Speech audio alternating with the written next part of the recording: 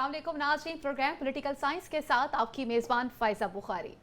पिछले कई दिनों से सियासत में होने वाली तब्दीलियां यही बता रही हैं कि हवाओं का रुख तब्दील हो चुका है, यानी कि जो के ज़ेरे अताब थे अब उनके साथ नरमी बरती जा रही है और जिनके साथ नरमी बरतने की बातें की जा रही थी अब वो ज़ेरे अताब आते हुए नजर आ रहे हैं। बात बिल्कुल सामने है, जैसे कि पाकिस्तान मुस्लिम लीग नून के कायद मियां मोहम्मद नवाज शरीफ का जारहाना अंदाज। कई लोगों ने मशवरा दे दिया कि खुदारा मियां साहब अपने इस जारहाना अंदाज को तब्दील कर दीजिए। कई सियासी तजियाकारों का और सीनियर लोगों का ये कहना है कि इस वक्त बड़े मियां साहब को सब्ज़ झंडी नहीं दिखाई दी गई, इसलिए जारहाना सियासत कर रहे हैं। ऐसा ही इजहार कुछ मुशाहिद हुसैन सैयद साहब ने भी किया, जो कि नवाज शरीफ के खासे करीब समझे जाते हैं, बल्कि उनके चहीते भी समझे जाते रहे हैं।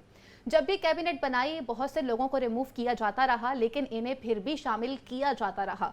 उनका ये बयान है कि अगर नवाज शरीफ इसी बयानिए पर चलते रहे तो कभी भी कामयाब नहीं हो सकते।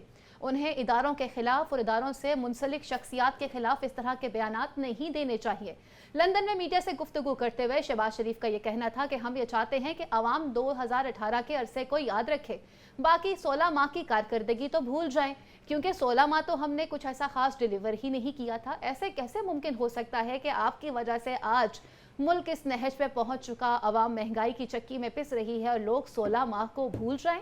बात यहीं पर नहीं रुकती है। नवाज शरीफ को मशवरा देने वालों में पाकिस्तान पीपल्स पार्टी के सीनियर रहनुमा खुर्शीद शाह और इस्तेहकाम पाकिस्तान पार्टी के चेयरमैन जहांगीर तरीन भी शामिल रहे, जिन्होंने नवाज शरीफ को यह मशवरा दिया था कि आप प्लीज़ इस तरह की सियासत रोक दीजिए और बाजवा साहब का नाम लेने से गुरेज करें। और मौजूदा चीफ जस्टिस, जो उस वक्त चीफ जस्टिस नहीं हुआ करते थे, काजी फायज ईसा के से रिलेटेड भी आपने काफ़ी गलत बयान दिए हैं। लेकिन नवाज शरीफ साहब की इस तरह की बयानबाजी रुकने का नाम नहीं ले रही। फिलहाल ये तय कर लिया गया है कि 21 अक्टूबर को वतन वापस आएंगे, तैयारियां की जा रही हैं। पार्टी के सीनियर रहनुमाओं की जानिब से, बिलखसूस राना सनाउल्लाह की जानिब से ये कहा जा रहा है कि अब पार्टी का कोई भी सीनियर रुकन लंदन की परवाज नहीं ले रहेगा, बल्कि वो पाकिस्तान में रहकर अपने सीनियर कायद के इस्तकबाल की तैयारी करेगा। सवाल अब यहाँ पर यह पैदा होता है कि एक भाई जारहाना सियासत की बात करता है और दूसरा भाई बड़े ही मुफाहमत के साथ चलने की बात करता है।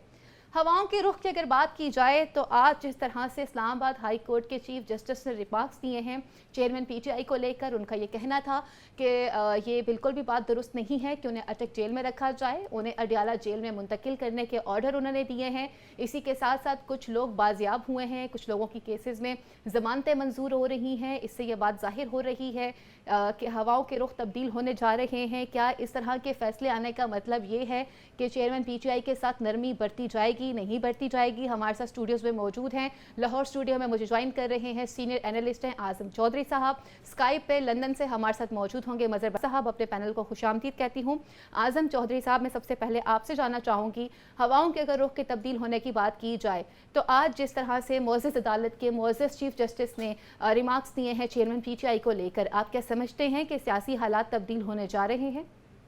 बिस्मिल्लाहिर्रहमानिर्रहीम। देखिए, अगर आप आज सिर्फ एक अदालत के रिमार्क्स पे अगर आप ये समझ रहे हैं कि हवाओं का रुख तब्दील हो रहा है तो ऐसी बात नहीं है। देखिए, अगर आप रिमार्क्स पे थोड़ा गौर करें तो जज साहब ने कहा क्या है, उन्होंने सिर्फ इतना कहा है कि एक फॉर्मर प्राइम मिनिस्टर है और फॉर्मर प्राइम मिनिस्टर को जो जेल मैनुअल के मुताबिक वो सहूलतें फराहम होनी चाहिए। और ये कोई भी हो जी, ये चाहे माजी के हम देखें, नवाज शरीफ भी रहे हैं जेल में, जरदारी साहब भी रहे हैं और भी बड़े लोग रहे हैं, तो उनको जेल मैनुअल के मुताबिक वो सहूलतें फराहम करना वो स्टेट की जिम्मेदारी है जी। तो वो उनको ऑर्डर किए गए हैं कि अटक जेल से अडियाला जेल में मुंतकिल किया जाए, ताकि जिस क्लास के वो डिजर्व करते हैं वहाँ पे उन्हें वो क्लास मुयसर आ सके। लेकिन अभी तक उन्हें अटक जेल से ट्रांसफ़र नहीं किया गया। इसी मुसद्दिक़ का इत्तला किसे जी, मैं बिल्कुल आपको अभी थोड़ी देर पहले मेरी कुछ जेल के इंतहाई ज़िम्मेदार हुकाम से बात हुई, तो मैंने उनसे पूछा कि आपने क्या उनको ट्रांसफ़र कर दिया है अटक से अडियाला जेल? तो उनका कहना था कि अभी हमें जेल का वो अदालत के ऑर्डर ही नहीं मिले। अब होता क्या है कि अदालत के ऑर्डर अगर आज अदालत ने किए हैं तो कई दफ़ा होता है कि अगले दिन ऑर्डर जो है वो तैयार होकर तो वो जेल हुकाम को रिसीव करवाए जाते हैं। ये ज़रूरी नहीं होता कि उसी दिन पहुंच जाएं। तो लिहाजा ये जो एक शोर आप देख रही थी मीडिया और सोशल मीडिया के ऊपर कि उनको मुंतकिल कर दिया गया, इसमें कोई हकीकत नहीं है। अभी कल देखते हैं कि अगर ऑर्डर मौसूल होते हैं तो उन्हें कब ट्रांसफ़र किया जाएगा। दूसरी बात क्या आप अगर ये कह रही हैं कि जी हवाओं का रुख तब्दील हो रहा है तो जो इस वक्त पीडीएम के लोग हैं उनके गिर्द घेरा तंग किया जा रहा है, तो मैं समझता हूँ कि ये भी उस सिनेरियो में उस तरह नहीं है जिस तरह हम देख रहे हैं, सोच रहे हैं। अब अगर आप उसकी बात करती हैं मुस्लिम लीग नून की, पीपल्स पार्टी की, बाकी जमातों की, अब देखिए इस वक्त पाकिस्तान के अंदर जो एक सबसे बड़ा इशू है वो है कि करप्शन। ठीक है, क्या करप्शन के माजी के अंदर जितने नैब ने रेफरेंस बनाए, मुकदमा दर्ज किए, क्या उनके ऊपर क्या कोई कार्रवाई की गई, उन लोगों से कोई रिकवरी की गई? आज वो उसके बाद एक बिल आता है कौमी असम्बली के अंदर, उस बिल की रोशनी में तमाम केसेस को, रेफरेंसेस को बंद कर दिया जाता है। अब दोबारा जस्टिस बंदयाल साहब जाते जाते वो उसको कलअदम करार दे गए थे नैब तरामीम को, जिसके बाद वो केसेस दोबारा खुले हैं, 460 रेफरेंस दोबारा खुले हैं। इसमें कोई, मैं नहीं समझता कोई ऐसी अनयूजुअल बात है, ये पुराने रेफरेंस हैं उनके, और ये रेफरेंस भी याद रखें। पीपल्स पार्टी के दौर में नून लीग के खिलाफ, नून लीग के दौर में पीपल्स पार्टी के खिलाफ ये रेफरेंस बने हैं। मैं इसी पॉइंट पे आपके पास वापस आऊंगी। हमारे साथ मौजूद है मज़हर बरलास साहब। मज़हर बरलास साहब, आप इस वक्त खुद भी लंदन में मौजूद हैं, पहले तो ये बताइए कि क्या बड़े मियाँ साहब वतन वापस आने के लिए तैयार हैं? क्योंकि पार्टी ने बता दिया है 21 अक्टूबर को वालिहाना इस्तकबाल किया जाएगा। अवाम से भी उन्होंने कहा है कि तमाम लोग सड़कों पर निकलेंगे, अपने कायद को रिसीव करेंगे। कौन सा कारनामा सर अंजाम देकर वतन वापस आ रहे हैं वैसे? अच्छा, मैं एक तो जो पठान भाई है ना, जी जी, उनसे एक जुमला मुख्तार लेता हूँ कि पठान की एक बात होती, तो मेरी आज भी वही बात है। तो मैं पहले लाहौर में आपके साथ बैठ के ये बातें करता था जी, तो मियां नवाज शरीफ वापस नहीं आए। मैं आज भी इस बात पे कायम हूँ कि वो नहीं आए। लंदन में ऐसे बैठ ना के बोले, अब वो लंदन में तैयारियां कर रहे हैं। वो तैयारियां अचानक, आपको पता है कि वो बीमारी आ जाएगी, कोई ना कोई ऐसा इशू बन जाएगा। गुजारिश ये है, ये रिस्क लिया जा सकता है। आपको याद होगा कि परवेज मुशर्रफ के खिलाफ इन्होंने बड़ी बात, मुकदमा चलाने की बातें की थी, लेकिन वो जिस अदारे के थे वो अदारा उन्हें महफूज तरीके से ले गया। अब चूंकि मियां नवाज शरीफ साहब ने 2 अदारों के लोगों के बारे में बातें की हैं, क्या वो 2 अदारे छोड़ देंगे? क्या वो अपने एक्स बासित के खिलाफ तहकीकात होने देंगे? क्या वो उनको कटहरे में खड़ा करने देंगे? मेरा ख्याल है कि ऐसा नहीं होगा। और मियां साहब ने ये जानबूझकर ये चाल चली है, और अब उनकी पार्टी उनको समझाए भी तो क्या समझाए, मेरा ख्याल है वो नहीं आ रहे। तो शहबाज शरीफ तो आज मीडिया से गुफ्तगू करते हुए कह रहे थे कि अवाम से अपील है कि वो 2018 की सियासत को याद रखें और वो 16 माह की कारकर्दगी बल्कि बैड मेमोरीज को डिलीट कर दें। वो कैसे डिलीट कर दें? उसका खमियाजा तो अभी लोग भुगत रहे हैं। देखिए, आज पाकिस्तान में अगर बिजली के बिल अफोर्ड नहीं हो रहे तो उसके जिम्मेदार मियां शहबाज शरीफ साहब। आज अगर पाकिस्तानी मीशत जो है वो हचकोले खा रही है तो उसके जिम्मेदार इनके बड़े भाई साहब हैं, नवाज शरीफ साहब, जिन्होंने 1992 में एक बिल मंजूर किया था। उसमें कहा गया था कि जितने मर्जी डॉलर ले जाओ, कोई आपको पूछने वाला नहीं होगा। 26 साल तक ये धंधा होता रहा और किसी ने पूछा नहीं।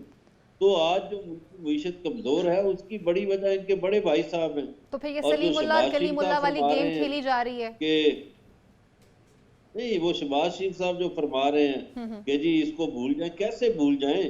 लोग एक दिन का जुल्म नहीं भूलते। हम 16 माह का जुल्म भूल जाएं? लोग 16 माह का जुल्म भूल जाए? लोगों ने जो खुदकुशियां की हैं वो क्या भूल जाएं? लोगों के बच्चों स्कूल छूट गए फीसों की वजह से। जी बिल्कुल। लोगों के कई लोगों ने खुदकुशियां की, कई लोगों के रोजगार छिन गए और लोगों का रोटी से नाता मुश्किल हो गया। तो क्या इसको भूल जाया जाए?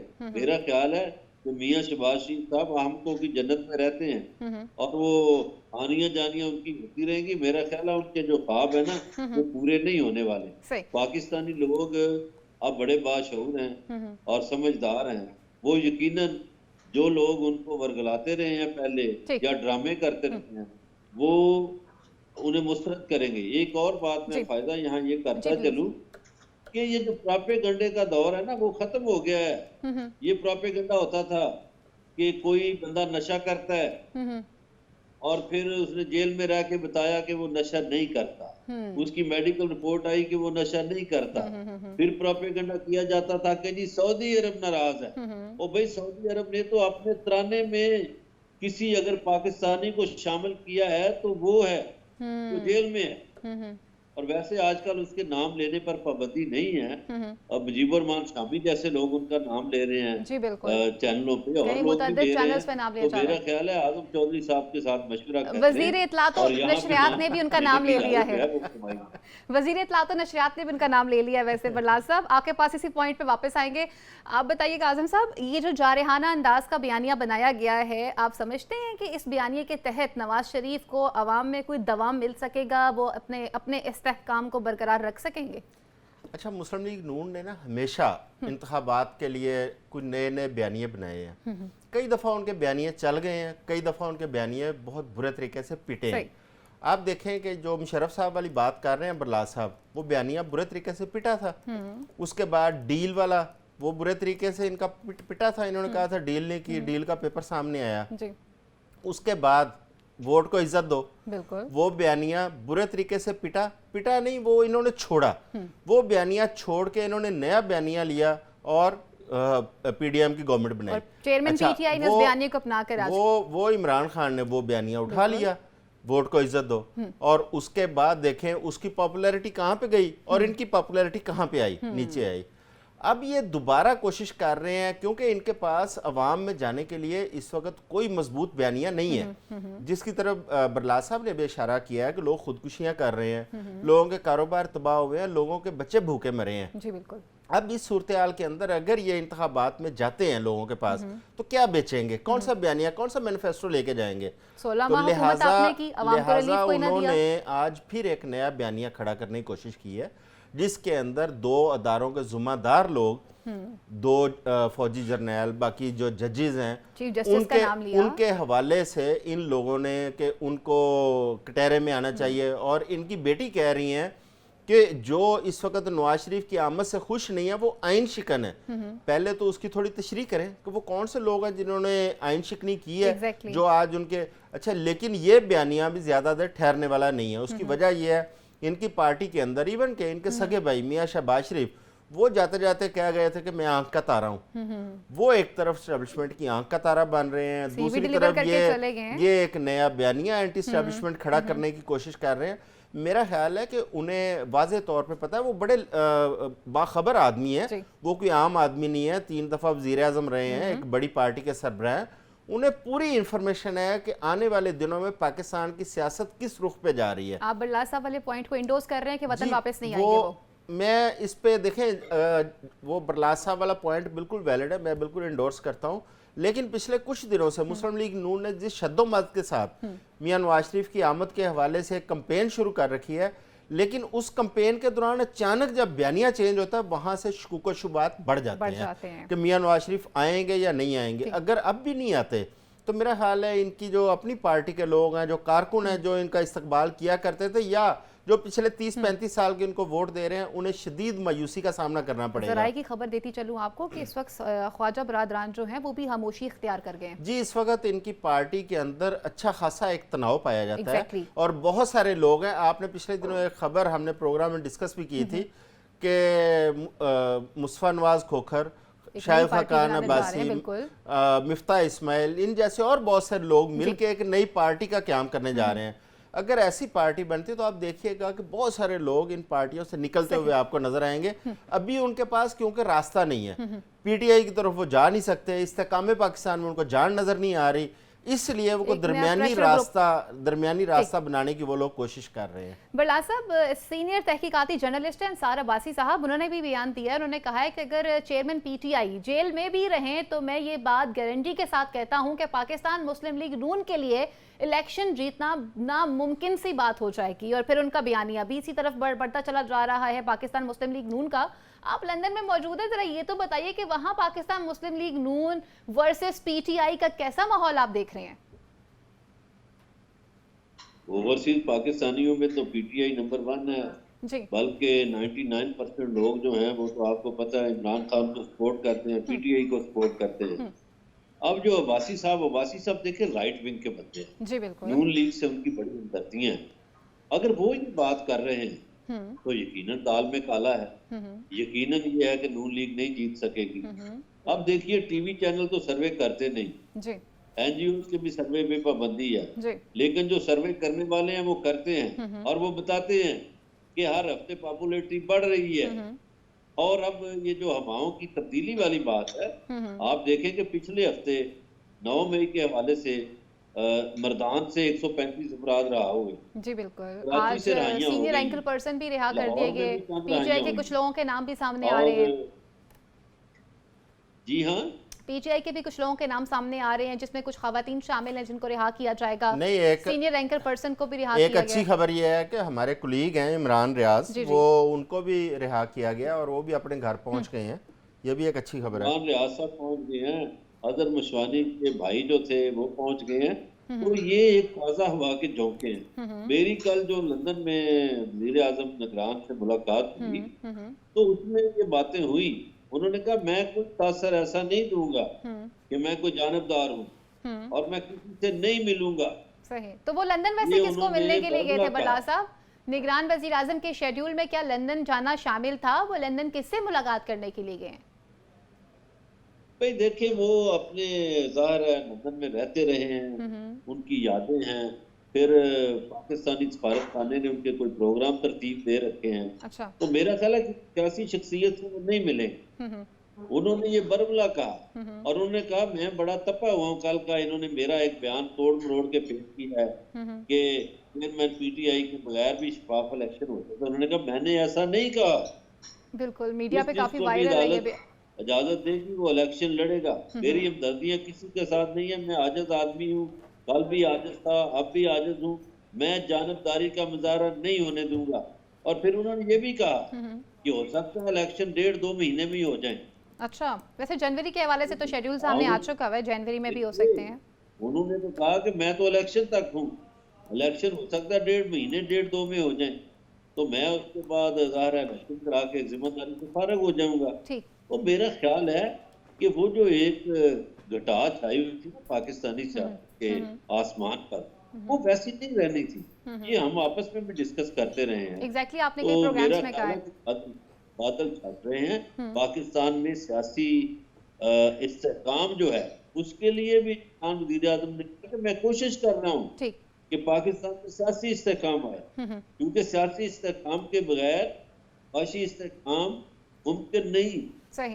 तो इसलिए मेरा ख्याल है कि पाकिस्तान हेल पेल होगी कि अब तो उसमें ये अंसार अब्बासी साहब दुरुस्त फरमा रहे हैं, उसमें जो कैदी नंबर 804 है वो आ जाएगा भी इन सबको। सही। ये सब छुपते फिर रहे हैं। और मुझे ये आजम चौधरी साहब बताएंगे कि वो राजा रियाज का कैसा इस्तकबाल हुआ। मुझे तो पता नहीं, वो उसके तरले मिनटों की वीडियो मैंने सुनी। अच्छा, Exactly. वो बरलास साहब राजा रियाज इस्तेमाल में तो हुआ बाद ही। में आते हैं। पहले ये बताएं कि जिस होटल में ठहरे हुए हैं काकड़ साहब, उस होटल में मुस्लिम लीग नून के लोग बड़ी आमदोरफ्त थी, आप भी उसी होटल में मिले हैं, वो क्या स्टोरी है? देखिए, काकड़ साहब किसी मुस्लिम लीगी से नहीं मिले। एक तो मुस्लिम लीगी वहां ठहरे हुए हैं, एक मुस्लिम लीगी रहनुमा आपके शहर के हैं, आपके इलाके के हैं। नाम भी बता दिया करें ना बल्ला साहब। अब मलक अहमद खान जी नाम बता देते, हमारे कॉलेज के जमाने के वो दोस्त हैं।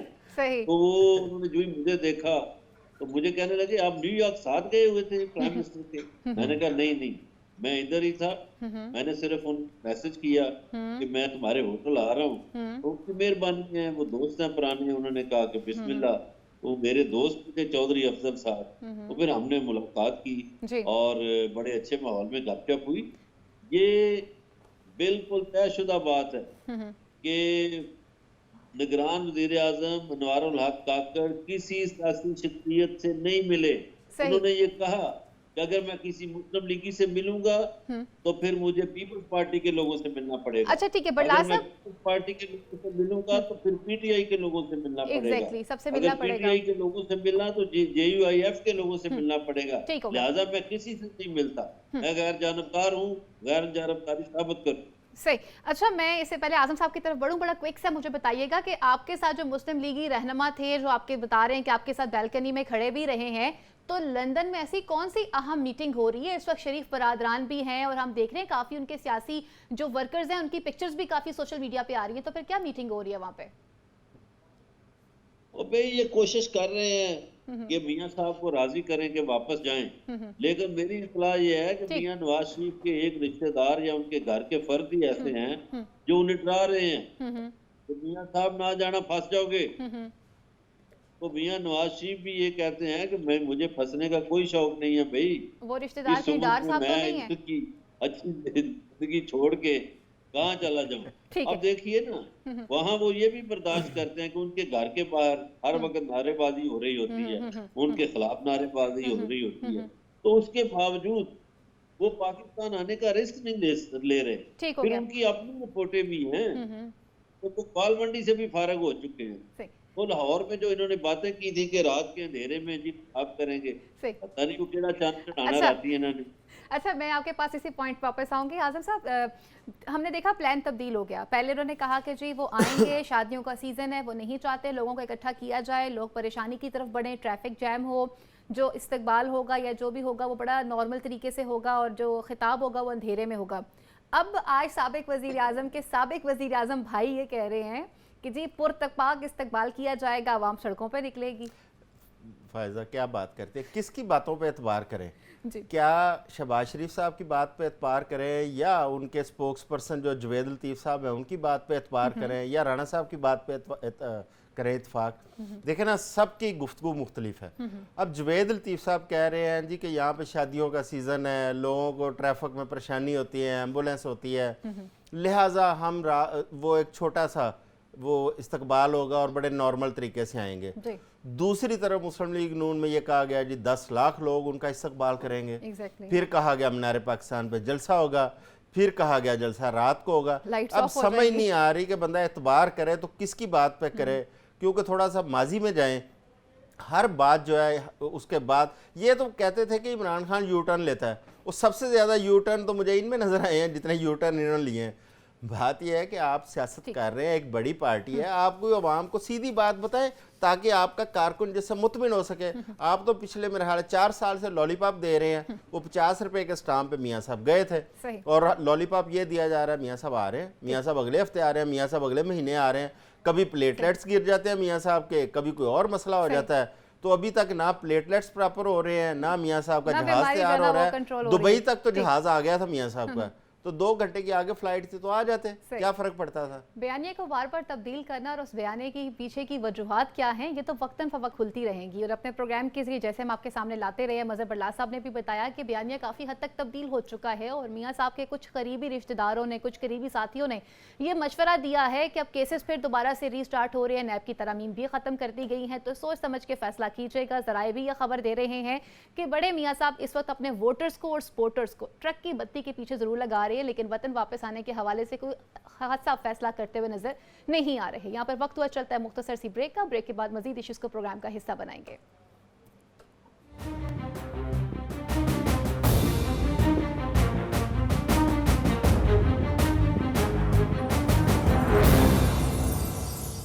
वेलकम बैक नाज़रीन। अगर बात की जाती है चेयरमैन तहरीक इंसाफ की मुश्किलात के हवाले से, तो जहां एक तरफ उनकी मुश्किलात में इजाफा हुआ है तो दूसरी जानिब पर कुछ किरदार भी बेनकाब हुए हैं जिन्होंने उन्हें इस नहज तक पहुंचाया है। बल्कि ये बात कहना बिल्कुल बजा होगी कि उनकी मुश्किलात में मजीद इजाफा भी किया है। अगर मुश्किलात के हवाले से बात की जाती है तो आज की सबसे बड़ी खबर ये रही है कि बुशरा बीबी के साबिक शौहर खावर मानिका को गिरफ्तार किया गया है। बज़ाहिर तो ये बताया जा रहा है कि उन्होंने एक सरकारी ज़मीन के ऊपर नाजायज़ कब्जा किया था, लेकिन आपको बताती चलूं कि ज़राए ने जब चेयरमैन PTI खुद वज़ीर आज़म हुआ करते थे, कई बार उन्हें आगाह किया था कि किस तरह से फराह गोगी, खावर मानिका और बुशरा बीबी उनके नाम को इस्तेमाल कर कर मार्केट के अंदर लेन देन के तकाजे कर रहे हैं और किस तरह से करप्शन में इन्वॉल्व है। ज़राए ने यह भी बताया था कि ये ट्राइका किस तरह से काम कर रहा है। और अगर ट्राइका की बात की जाती है तो फराह गोगी इस वक्त खुद तो बैरून मुल्क मौजूद हैं, खावर मानिका भी गिरफ्तार हो गए हैं, उनके बेटे भी गिरफ्तार हो गए हैं। गिरफ्तारी की बज़ाहिर वजूहात तो कुछ और हैं, लेकिन ज़राए की खबरें कुछ और ही बता रही हैं। ज़राए का ये भी कहना है कि इस वक्त फराह गोगी वहाँ किसी प्लान के तहत मौजूद हैं और प्लान में ये भी तय कर लिया गया था कि बुशरा बीबी भी पाकिस्तान से बाहर जाएंगी। ज़राए ने यह खबरें भी दी हैं कि किस तरह से पंजाब भर में, सूबे भर में होने वाली जितनी भी तैनातियाँ की जा रही थी, इसके अलावा जितनी भी डील्स की जा रही थी, वो सब फराह गोगी बुशरा बीबी के बिहाफ पे की जा रही थी। और अब तक की ज़राए की खबरों के मुताबिक कि खावर मानिका की गिरफ्तारी के बाद उनके बेटे को भी गिरफ्तार कर लिया गया है। आजम साहब, सबसे पहले आपकी तरफ बढ़ते हैं, आपसे पूछते हैं, अगर हम बात करते हैं चेयरमैन तहरीक इंसाफ के हवाले से, तो चेयरमैन तहरीक इंसाफ की परेशानियों में जहां हम इजाफे की बात करते हैं तो कुछ किरदार भी बेनकाब हुए हैं और अभी तक की इतलात के मुताबिक खावर मानिका तो कल गिरफ्तार हो चुके हैं और ज़राए की खबरें आ रही हैं कि उनके बेटे भी गिरफ्तार हो चुके हुए हैं। ये वो किरदार रहे हैं जिन्होंने चेयरमैन तहरीक इंसाफ को इस नहज तक पहुँचाया है। क्या कहेंगे आप इस हवाले से? वो एक कहावत आपने सुनी होगी कि नादान दोस्त से अक्लमंद दुश्मन बेहतर है जी। ये चेयरमैन पीटीआई के साथ वही कुछ हो रहा है। जितने उसने करीबी अपने लोगों को समझा था कि वो उसके दोस्त हैं, वो सारे देखें उसके दुश्मन साबित हुए हैं। अगर आप गौर उस पे इन लोगों के जो किरदारों का अपना नाम लिया उनको ज़रा गौर से देखें जी। तो जब बुज़दार की गवर्नमेंट थी तो ये लोग सबसे बड़े बेनिफिशरी थे। ये आपको याद होगा पाकपतन के अंदर एक झगड़ा हुआ था जिसमें रिजवान नामी एक डीपीओ थे, उनको वहाँ से ट्रांसफ़र कर दिया गया था बुज़दार ने फौरी तौर पर। उसमें क्या था कि यही लोग थे, इन्हीं लोगों के मफादात वाबस्ता थे वहाँ पे। इनके जो मानिका फैमिली है, ये वाली खुसूसन खावर मानिका, इनके बहुत सारे ऐसे मफादात वाबस्ता है। अभी भी जो एंटी करप्शन में मुकदमात दर्ज हुए हैं वो भी देखें ना, कब्रिस्तान की ज़मीन है जी बिल्कुल, उसके ऊपर वो कब्जे के इश्यूज हैं और उसको शादी हॉल की तामीर का शादी हॉल उसको गैर कानूनी तौर पर उसको अपने कब्जा में लेना या अलॉट करवाना। इसी तरह आप वो उसका देखें गोगी का, गोगी के ऊपर भी वो कभी बैरिया टाउन का स्कैंडल आता है, कभी कोई आता है, लेकिन इन सब के ऊपर जो किरदार था वो बुशरा बीबी है। अब मैं नहीं समझता कि खान साहब को नहीं पता था, क्योंकि जो जो कुछ अब तक बाहर आ रहा है, खबरें दी हैं उनको, जो इस वक्त भुगत रहे हैं खान साहब, उसमें 90% बुशरा बीबी का वो किरदार आ रहा है खान साहब के ऊपर, जो उनकी की हुई उसका खमियाजा खान साहब भुगत रहे हैं। बाकी जो उनके नादान दोस्त से सियासी उनके इर्द गिर्द जो अपॉर्चुनिस्ट से कुछ अरसे के लिए उनके पास आए, अपने मुफादात लिए, वजारतें ली, उसके बाद जब वो खान साहब सख्ती आई है उनके ऊपर तो वो सारे उड़ गए। आप देखें उनमें से कोई नज़र नहीं आ रहा। तो लिहाजा मेरा ख्याल है कि इमरान खान साहब जो है ना, वो मर्दम शनासी नहीं है उनके अंदर। अगर उनके अंदर मर्दम शनासी होती तो शायद 9 मई वाला वाकया भी ना होता, शायद आज ये वाले हालात भी ना होते और इतने मुकदमात भी ना होते। Exactly. अगर टोटल इनके मुकदमात पे गौर करें तो शायद कोई एक आध मुकदमा ऐसा होगा जिसके अंदर ये चेयरमैन पीटीआई का अपना कोई कसूर होगा। बाकी तमाम तर मुकदमात आप देखें, इनके वो इर्द गिर्द वो जो सर्कल था वो लोग हैं, या इनकी फैमिली के इर्द गिर्द जो सर्कल था वो लोग हैं जिनका किया हुआ आज खुमियाजा ये भुगत रहे हैं। बरलाद साहब, इंतहाई अफसोस से कहना पड़ता है कि चेयरमैन तहरीक इंसाफ की मुश्किलात में जिन लोगों ने इजाफा किया था वो आज वो लोग तो बाहर हैं, खुद चेयरमैन तहरीक इंसाफ जेल में मौजूद हैं, कुछ किरदार भी बेनकाब हो रहे हैं। हमने देखा था ऑडियोज़ भी लीक हुई थी बुशरा बीबी से रिलेटेड, और ज़राए ये भी बता रहे हैं कि उस वक्त जब खान साहब खुद प्राइम मिनिस्टर हुआ करते थे उस वक्त उन्हें ये बाकायदा जाकर ये बताया गया था कि इस तरह की कई और भी प्रूफ मौजूद हैं। फराह गोगी, जिसमें खावर मानिका और बुशरा बीबी इन्वॉल्व हैं, चेयरमैन तहरीक इंसाफ ने इसके ऊपर उस वक्त क्यों नहीं कोई नोटिस लिया?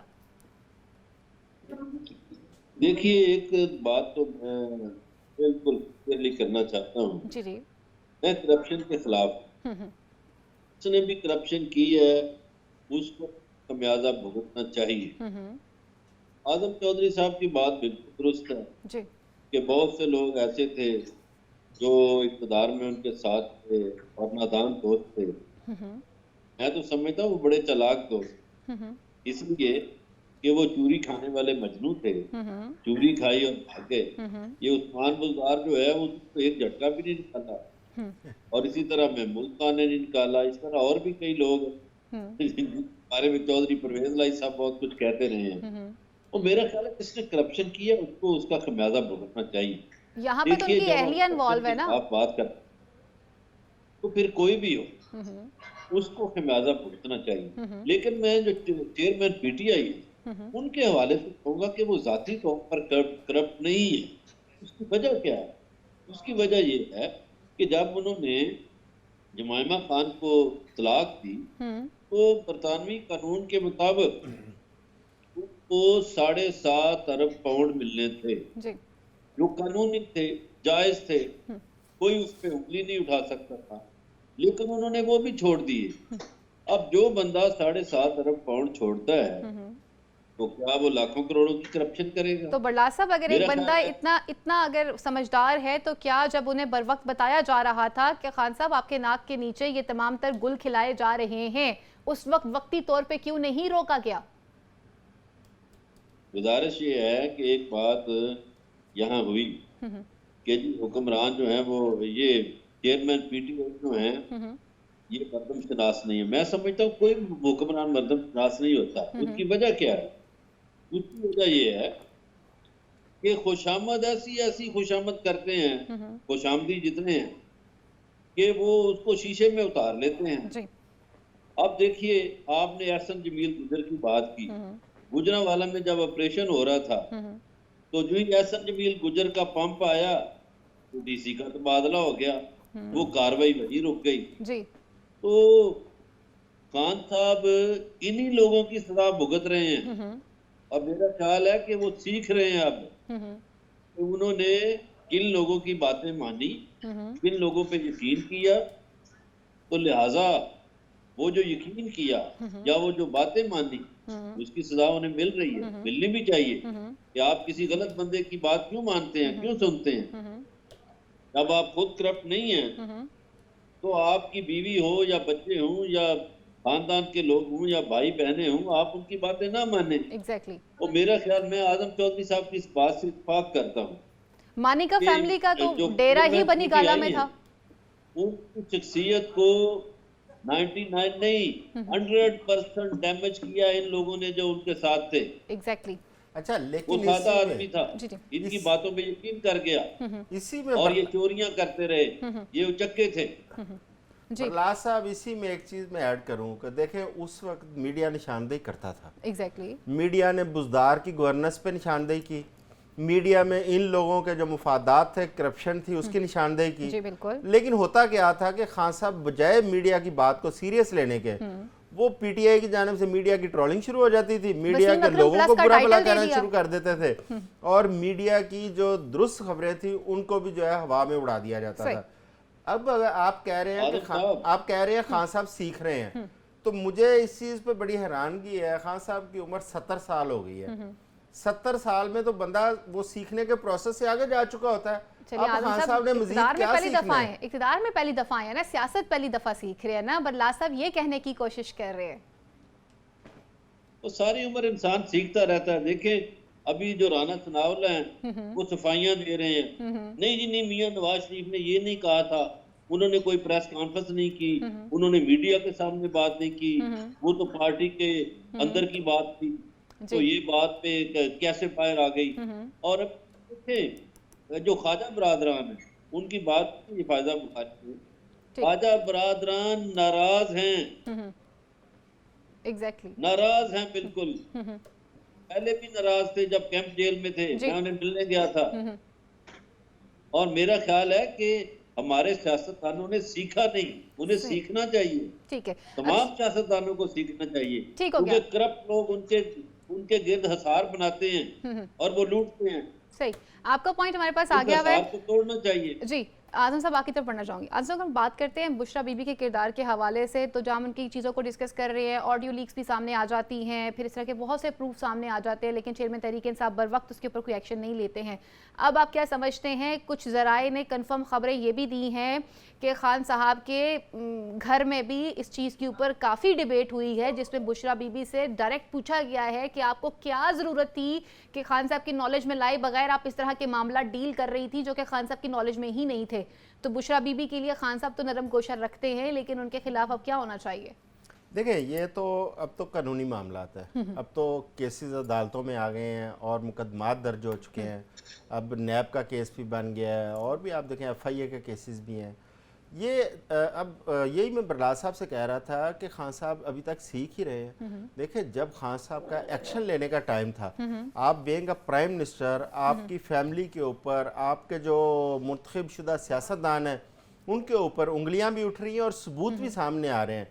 तो being a prime minister, being a party chairman, आपकी जिम्मेदारी थी कि आप एक्शन लेते, बर वक्त एक्शन लेते तो शायद ये इस किस्म के हालात पैदा ना होते हैं। अब उनकी फैमिली के हवाले से मुनासिब तो नहीं है बात करना, लेकिन मेरे इल्म में आया कि उनकी फैमिली के अंदर खान साहब के जो करीबी अजीज़ो कारब है वो भी उंगलियां उठाते रहे हैं और आज भी उंगलियां उठा रहे हैं कि बहुत सारे ऐसे मसाइल हैं जिनका खमियाजा उनको पूरी फैमिली को भुगतना पड़ रहा है, खान साहब को भी भुगतना पड़ रहा है। पहले फराग होगी दुबई गई हैं, अब खावर मानिका जा रहे थे और ज़राए ने यह खबरें भी दी हैं कि बुशरा बीबी जो इतने हाथ पैर मार रही थी वो खुद भी बाहर जाना चाहती थी और प्लान भी यही था कि हम सब फर्दर जो है ना वो जाएंगे बाहर। और ये भी बताया जा रहा है कि अकाउंट्स जो है ना वो किसी थर्ड पर्सन के हैं जिसमें पैसे रखे गए हैं। ये ज़राए की खबरें। अच्छा, जिस तरीके से फराग गोगी और एहसन जमील गुज्जर ने ऑपरेट किया और जितना बर वक्त वो पाकिस्तान से निकले, जी बिल्कुल, मेरा ख्याल है कि वो इन सबसे ज़्यादा समझदार और इन सबसे ज़्यादा सिस्टम को समझने वाले लोग थे। उनको पता था कि हमने पैसा कैसे बाहर लेके जाना है, हमने कैसे महफूज करना है और हमने अपनी जान कैसे बचानी है और मुकदमात से कैसे बचना है। आप देखें कि इस वक्त जितना मर्जी शोर मचा है, पीटीआई के बाकी तमाम लोगों पे बड़ी मुश्किलात आई हैं, वो लोग सुकून से बैठ के वो उसी दौर का लूटा हुआ पैसा उस पर एंजॉय कर रहे हैं बाहर बैठे। और आपने देखा है चार्टर्ड प्लेन के अंदर वो तस्वीर आती थी फराग गोगी की। अब देखिए, चार्टर्ड प्लेन के अंदर सफर करना आम आदमी के बस की बात नहीं है। कलामी की माजर मुझे ब्रेक की तरफ है। जैसे आदम साहब ने कहा कि चार्टर्ड प्लेन के अंदर अगर सफर करना हो तो ये एक आम आदमी की बस की बात नहीं होती और इस तरह की कई और भी सबूत जो है वो मौजूद है। किस तरह के प्राइवेट जहाज को इस्तेमाल किया गया, किस तरह से तमाम तर सरकारी चीज़ों का इस्तेमाल किया जाता रहा है और इस बात में कोई दो राय नहीं होनी चाहिए। जैसे मेरे मौजूद पैनल ने कहा है कि अगर बात की जाती है शफाफियत की तो करप्शन अगर कोई भी शख्स इन्वॉल्व है तो उसके खिलाफ कार्रवाई बर वक्त होनी चाहिए। यहाँ पर लेते हैं ब्रेक और ब्रेक के बाद मजीद इश्यूज को प्रोग्राम में डिस्कस करते हैं।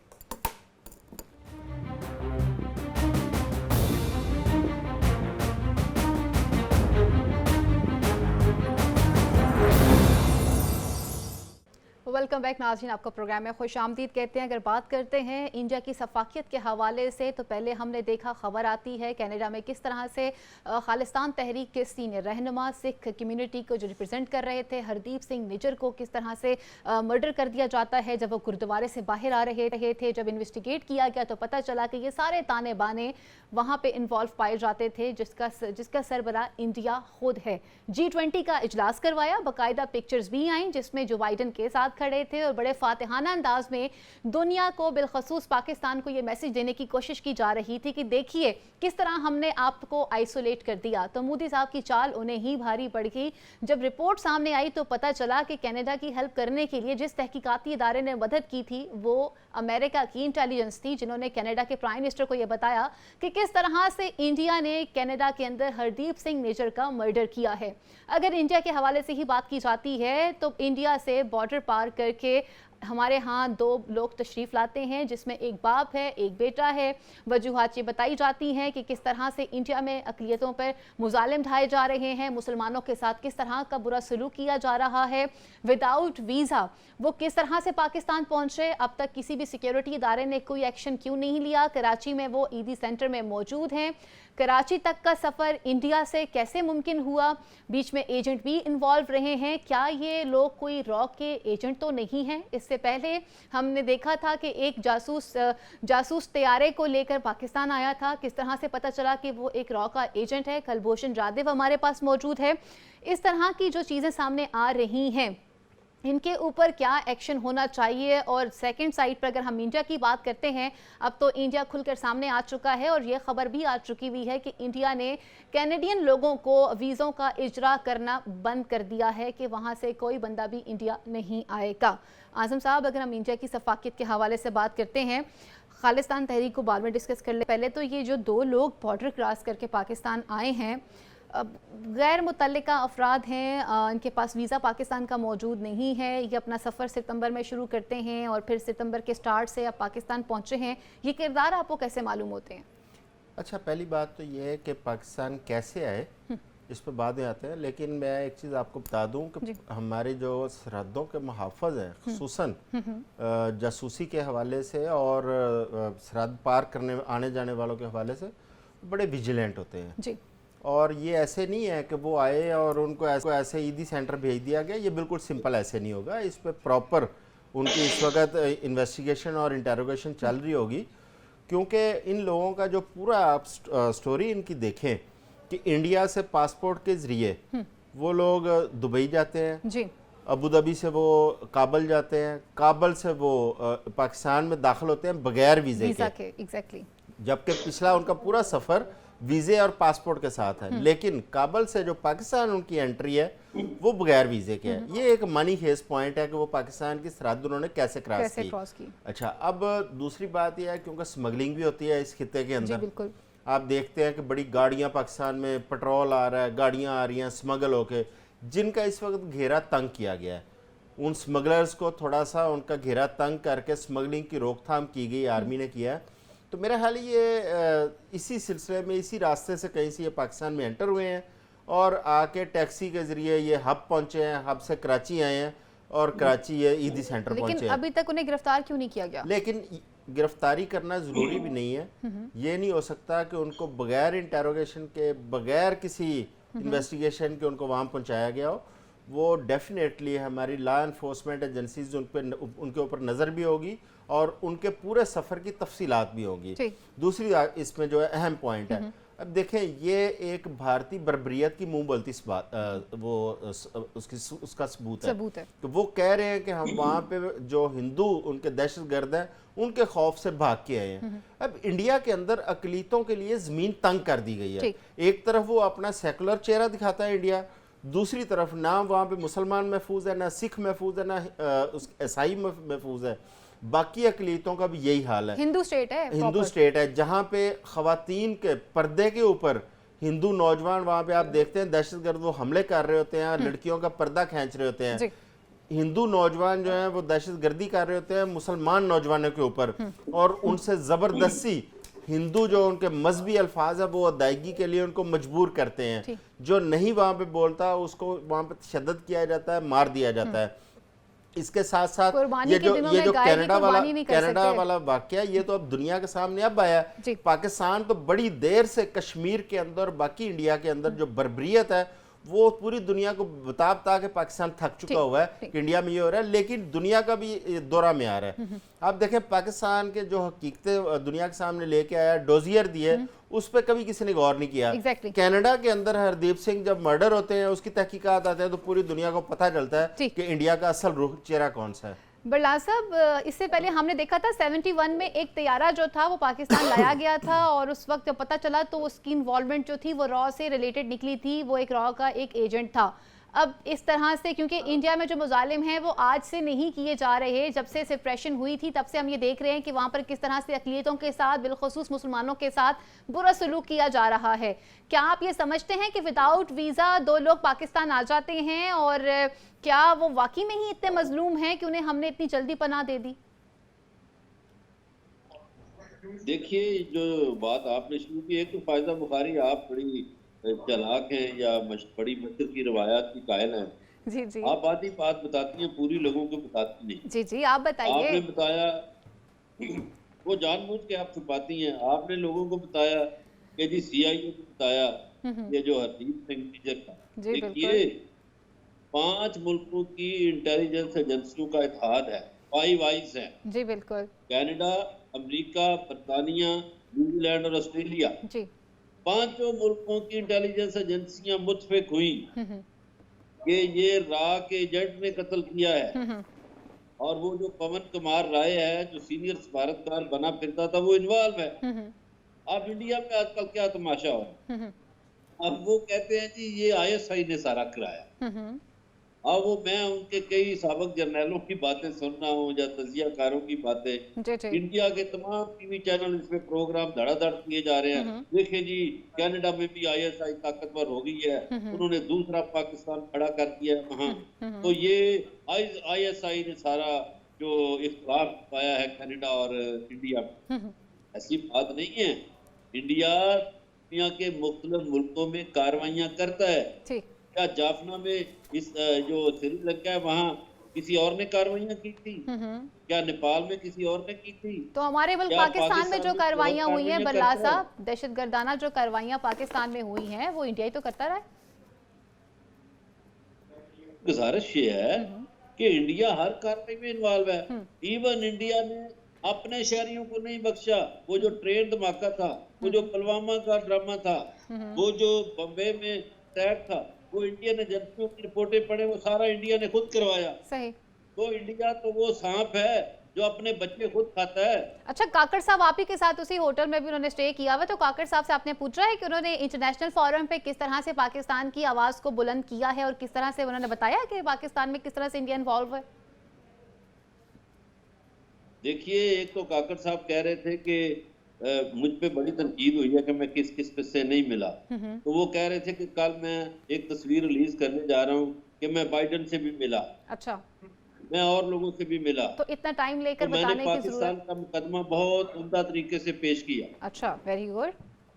हाँ, उन्होंने कहा मेरा मरना जीना पाकिस्तान के साथ है, मैं पाकिस्तान का मुकदमा नहीं पेश करूंगा तो किसका करूंगा। और मैंने दुनिया के ताकतवर हुक्मरानों के सामने ये मुकदमा रखा है और मैंने कश्मीर की बात की है। तो मैंने कहा ये कनाडा वाला इशू जो इंडिया के साथ, उन्होंने कहा बिल्कुल इस पे बात की है। इस्लामोफोबिया को क्यों डिस्कस इंडिया करना को चाहिए हक था, किस हासिल तरह है से कोई इस्लामोफोबिया को कि राह सामने के रखा एजेंट जा रहा वहां है? जाके दूसरे मुल्कों में कत्लो गारत करें। एग्जैक्टली। नहीं, जो साइडलाइन मीटिंग्स हैं उनकी कोई डिटेल डिटेल्स अभी तक आई भी नहीं सामने ना ऐसी कोई।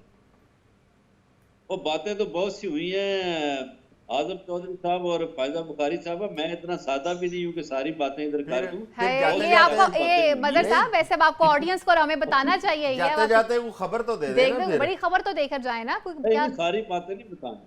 अच्छा, ये मुझे बता सारी दीजिए। बातें बताना मन है। अच्छा, वक्त मुख्तसर है, मैंने आजम साहब की तरफ भी बढ़ना है। मुझे ये बता दें, लंदन में जहां पाकिस्तानी सियासत का जोरों शोर चल रहा है, तो तहरीक खालिस्तान को लेकर वहां की कम्युनिटी में किस तरह का रिएक्शन पाया जाता है? अब तो हरदीप सिंह का मर्डर भी हो चुका है। खालिस्तान बन के रहेगा। ठीक हो गया। खालिस्तान की तहरीक में खून शामिल है। सही।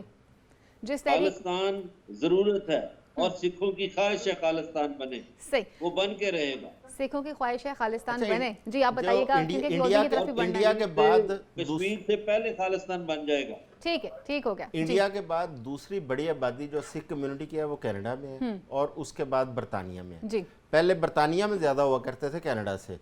अब बरतानिया के अंदर बड़े एक्टिव हैं सिख कम्युनिटी। और मेरा ख्याल है कि जो वो तहरीक जिस तरह वो चला रहे हैं, वो उनकी कोई ये नहीं है कि उनको कोई एक आध मर्डर से या इससे कोई फर्क पड़ेगा, बल्कि उनकी तहरीक में मजीद जान पड़ती है। ये इंडिया की जानब से जितना उन पर जुल्म किया गया माजी के अंदर, आप देखें कितने सिखों को वहाँ पे कत्ल किया गया। अच्छा, आपको उससे उनकी तहरीक उसमें उसने कोई दम तोड़ा या तहरीक कमजोर हुई? कतई तौर पर नहीं।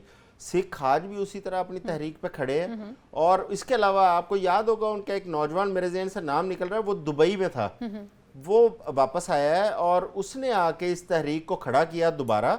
और उसके बाद हालांकि जो किसान खड़े हुए थे, जब किसानों ने वहाँ पे धरना दिया, उसमें भी खालिस्तान के जो एक्टिविस्ट हैं उनका बहुत बड़ा एक रोल था। तो लिहाजा ये इंडिया जितना लोगों के ऊपर जुल्म कर रहा है, जितनी बर्बरियत कर रहा है, उसी शद्दोमद के साथ वहाँ पे तहरीक भी खड़ी हो रही हैं। एग्जैक्टली। और इंडिया के हर खित्ते के अंदर कोई ना कोई वहाँ पे मसला है। आप इंडिया के साउथ में चले जाएं, उधर भी मसाइल हैं। इंडिया के नॉर्थ में आ जाएं, इधर भी मसाइल हैं। आप मगरब में मशरक में चली जाएं, वहाँ भी उनके शदीद मसाइल हैं। तो वो हर तरफ से अंदरूनी मसाइल में घिरा हुआ है इंडिया। बरला साहब, हमने प्रोग्राम को क्लोज करना है, लेकिन मैं चाहूंगी जाने से पहले हमें ये बता दीजिए, आपके पास कुछ अहम खबरें भी हैं सियासी तौर के ऊपर, क्या तब्दीलियां मुतवक्को की जा रही हैं? अगर बैनुल अक़वामी हैं तो भी बता दीजिए, और अगर नेशनल हैं तो वो भी बताएं मेरी ऑडियंस के लिए। मेरा ख्याल है ये जो पाकिस्तान के हवाले से ये बातें कल पे छोड़े, आज ये जो चौधरी साहब ने बात की है ना, देखिए बेदुराम में तहरीक कौन चला रहा है, जी जी, मणिपुर में कौन चला रहा है। तो बहुत से इंडिया की 15-16 रियासतों में आजादी की तहरीकें चल रही हैं। ठीक है। और इंडियन फौज उनका मुकाबला नहीं कर पा रही, बुज़दिल हैं, ठीक, वो नफसियाती मरीज बन गए हैं। सही।